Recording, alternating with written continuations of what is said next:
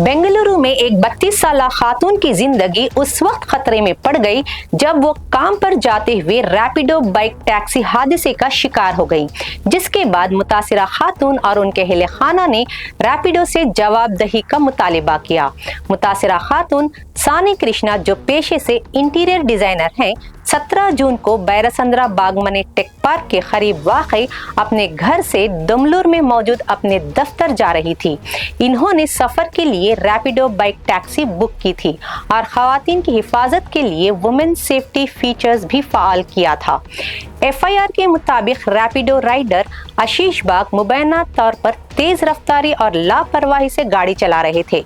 इसी दौरान स्कूटर एक ट्रैक्टर से टकरा गया। ट्रैक्टर भी गफलत से चलाया जा रहा था। हादसे के शदीद असर से सानी कृष्णा सड़क पर गिर गईं, जिसके बाद ट्रैक्टर का दायां पहिया उनके चेहरे और जिस्म पर चल गया।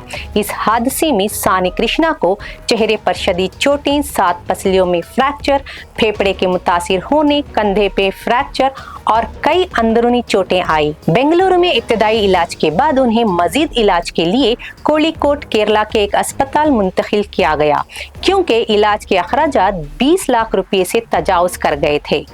डॉक्टरों के मुताबिक सानी कृष्णा को पसलियों की बहाली के लिए तकरीबन 10 घंटे तवील सर्जरी की जरूरत पड़ सकती है।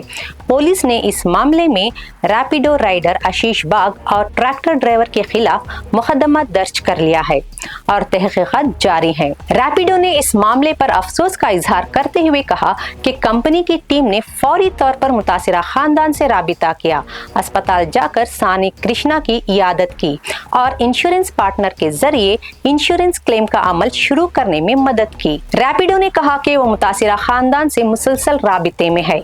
सानी कृष्णा की सेहत यानी और बेहतर इलाज कंपनी की तरजीह है और वो हर मुमकिन ताउन जारी रखेगी।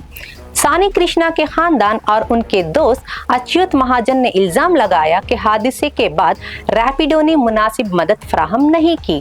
खानदान का कहना है कि कंपनी उस वक्त कंप्लेंट बंद कर दी जब सानी कृष्णा अभी अस्पताल में जेरे इलाज थी और बाद में कहा कि कंपनी जिम्मेदार नहीं हो सकती, क्योंकि राइडर्स किस तरह गाड़ी चलाते हैं इस पर कंपनी का कंट्रोल नहीं है। रैपिडो ने खानदान को हादिसाती इंश्योरेंस के तहत 5 लाख रुपए तक की मदद, जिसमें 1 लाख रुपए मेडिकल एक्सपेंसेस के लिए शामिल हैं, के बारे में बताया था, लेकिन खानदान का दावा है कि उन्हें अब तक कोई रकम नहीं मिली। मजीद ताज़ा खबरों और अहम अपडेट्स के लिए जुड़े रहें डेली सालार उर्दू डिजिटल के साथ।